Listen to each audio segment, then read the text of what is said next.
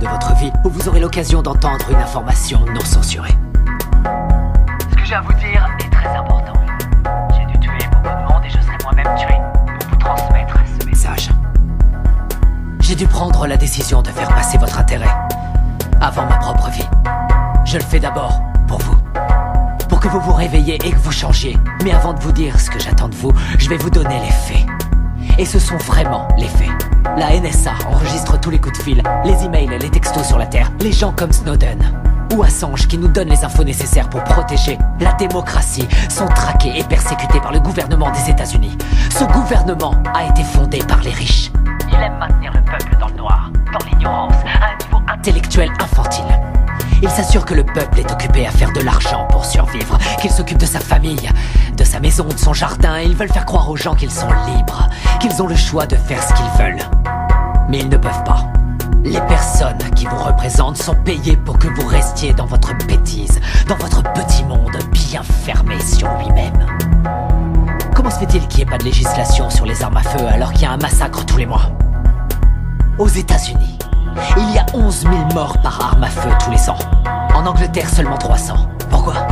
Parce qu'en Angleterre, ils n'ont pas d'armes. Les gens ne possèdent pas d'armes. Point à la ligne.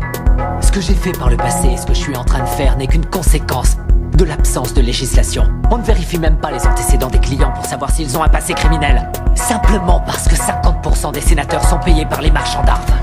Alors réveillez-vous. L'assurance maladie. Elle bénéficierait à 90% de la population américaine. Pour faire simple, tous les pays développés l'ont déjà. Et presque 50% des Américains sont contre. Parce que le lavage de cerveau médiatique fonctionne à merveille. La guerre en Irak était criminelle. Bush, Cheney et Rumsfeld ont menti aux Nations Unies et au reste du monde. Saddam n'avait pas d'armes de destruction massive et n'avait rien à voir avec Al-Qaïda. Nous savons que nos amis saoudiens ont financé les attaques du 11 septembre. Mais à cause de leur pétrole, nous ne faisons rien contre eux. À la place, nous avons envoyé nos soldats se faire tuer dans des pays qui n'ont rien à voir avec le terrorisme intérieur. Pourquoi Obama n'a pas fait juger le gouvernement Bush? Bush a coûté des centaines de milliards aux contribuables et a commis des crimes de guerre. Pourquoi Obama n'a-t-il entrepris aucune action en justice? Parce qu'ils sont tous les deux membres du même club. Il y a eu plus d'immigrés renvoyés sous son gouvernement que sous n'importe quelle autre présidence. Pourquoi n'a-t-il pas fermé Guantanamo, où des prisonniers sont enfermés sans avoir eu droit à aucun procès, sans aucune preuve depuis maintenant 13 ans? Il n'a pas mis son veto à l'approvisionnement des détenus dans le National Defense Authorization Act, ce qui en clair permet la détention infinie et sans procès, américains y compris.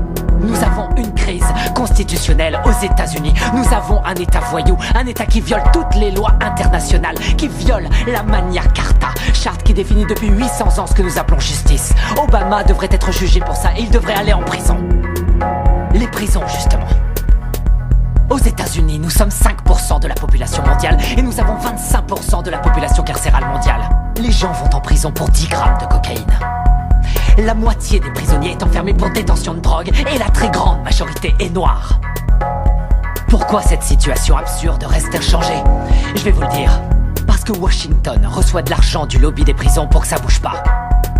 Pourquoi les pop stars, les célébrités, les courtiers, tous les gens pleins de fric qui se gavent de coke et d'exta à longueur de journée vont jamais en prison?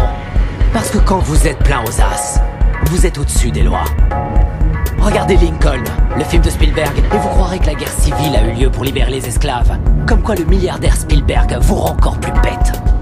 Et ils feront en sorte de projeter le film dans les écoles, de le diffuser à la télé en boucle pour toujours. Mais la vérité, c'est que toutes les guerres ont eu lieu pour le fric et que le petit peuple doit crever parce que les élites en ont décidé ainsi.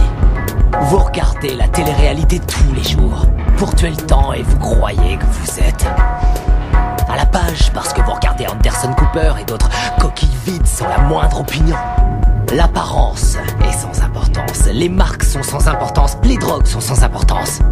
Tout a été créé pour vous rendre idiot. La presse libre, la télé, les films hollywoodiens, l'école, l'université, la religion, tout ça c'est l'opium du peuple, comme dirait Karl Marx. Je vais vous ouvrir les yeux, vous réveiller, vous changer. Je suis sûr que jusqu'à un certain point t'aurais voulu être un chantre de la vérité. Pas vrai? Avant que tu sois intéressé par le fric, par la télévision, je suis sûr que t'aurais voulu être un vrai journaliste. Je suis un vrai journaliste. Mais je crois aussi en l'ordre public et je crois en la Constitution. La Constitution est un mécanisme de contrôle pour les riches. L'ordre, c'est eux. Ils ont fait la Constitution pour protéger l'argent et les terres qu'ils ont volées. Les riches n'ont pas à craindre les lois et c'est partout dans le monde. Regarde les oligarques russes et les propriétaires allemands de l'industrie automobile, des chemins de fer, de l'industrie pharmaceutique. Ils ont tous utilisé le travail des esclaves sous Hitler. Pas vrai? Et les propriétaires de ces entreprises sont toujours les mêmes. La couronne britannique. Pas vrai?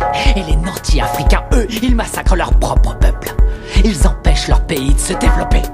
On lèche le cul des dirigeants arabes qui viennent avec leurs pétrodollars acheter des voitures de luxe à nos entreprises américaines pendant que quotidiennement ils exécutent leurs prisonniers. Ils accordent aucun droit aux femmes, ils tuent les gays. Seulement ça, on s'en fout royalement parce qu'ils ont le pognon.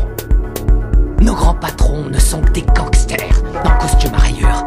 Ils se foutent complètement du régime des lois. Ils ont mis en place le plus sophistiqué des systèmes de sécurité intérieure de l'histoire de l'humanité. Ils ont violé les plus basiques de nos droits constitutionnels et nos libertés civiles. Ils ont détourné les ministères du gouvernement en filiales de leurs propres entreprises. Ils se sont emparés du système de contrôle de l'information pour saturer les ondes de mensonges dont tu es un bon contributeur, Chip. Tu n'es pas différent des autres journalistes. Tous les présentateurs de journaux sont dans la poche de quelqu'un. J'ai pas raison. C'est quoi le programme ici? Voyez que tuer des innocents est une solution. Je crois, ouais. Franchement, est-ce que c'est pas la solution que l'Amérique utilise aux quatre coins du monde? Avec leurs drones. Qu'est-ce qu'ils envoient, les drones? Des bombes ou des bonbons pour les petits-enfants? On tue 50 gamins, Chip, pour avoir un terroriste. On pille pas le tiers-monde, peut-être?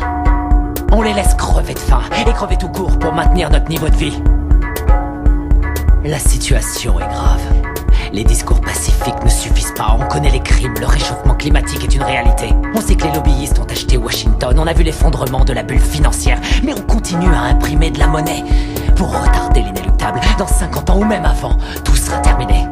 Nous sommes de plus en plus nombreux sur la planète et il y a de moins en moins de nourriture, d'eau et de pétrole. Dans une centaine d'années, il n'y aura plus de terre du tout. Avec des mots, on changera rien, c'est trop tard. La seule façon dont je peux intervenir sur ces vies, c'est en les prenant. La seule façon dont je peux intervenir auprès de toi, c'est en te tuant. N'y a-t-il pas une meilleure solution? Par exemple, fonder un parti. Enfin, convaincre les gens de vous élire, faire la différence dans les... Faire élire? Me faire élire dans quoi? Tu m'écoutes pas. Ça sert à quoi de se faire élire? Arrête de dire des conneries. Chip, c'est quoi la politique? Que tu sois démocrate ou que tu sois républicain, ça change strictement rien. Tous les gouverneurs, qu'ils soient républicains ou démocrates, ont été achetés. On peut toujours voter et élire quelqu'un. Ça change rien. Ce sont les lobbyistes qui ont le pouvoir. Toutes les histoires ont deux versions différentes, chacun a son opinion. C'est ce qui donne à la démocratie tout son intérêt. Le fait que nous puissions tous exprimer notre opinion. Ouais. Aussi longtemps que l'expression de ces opinions ne change rien. Julian Assange, Hammond, Snowden, ce sont les prophètes de notre époque, les voix qui crient dans le silence du désert. Et ce sont ceux-là que l'État s'acharne à martyriser. Notre démocratie est morte. On nous interdit de dire ce que nous pensons. À elle seule, cette interview devrait suffire à m'envoyer en prison sans jugement. Pour toujours, on va m'envoyer à Guantanamo. Ça sert plus à rien de s'exprimer. Et vous ne pensez pas pouvoir changer cet état de fait? Je peux pas. Je crois que c'est le seul moyen de faire avancer les choses. Ce que j'attends de vous, c'est que vous changez le monde. Et ça se fera pas tout seul, ça se fera pas pacifiquement. Nous allons devoir tuer les riches. Sortez de chez vous, prenez vos armes, allez faire sauter Washington, partez à la chasse aux milliardaires, aux patrons de banques, aux ordures, aux PDG, aux menteurs, aux gouverneurs, aux lobbyistes, aux sénateurs. Tout ça c'est du pareil au même, il faut les pendre.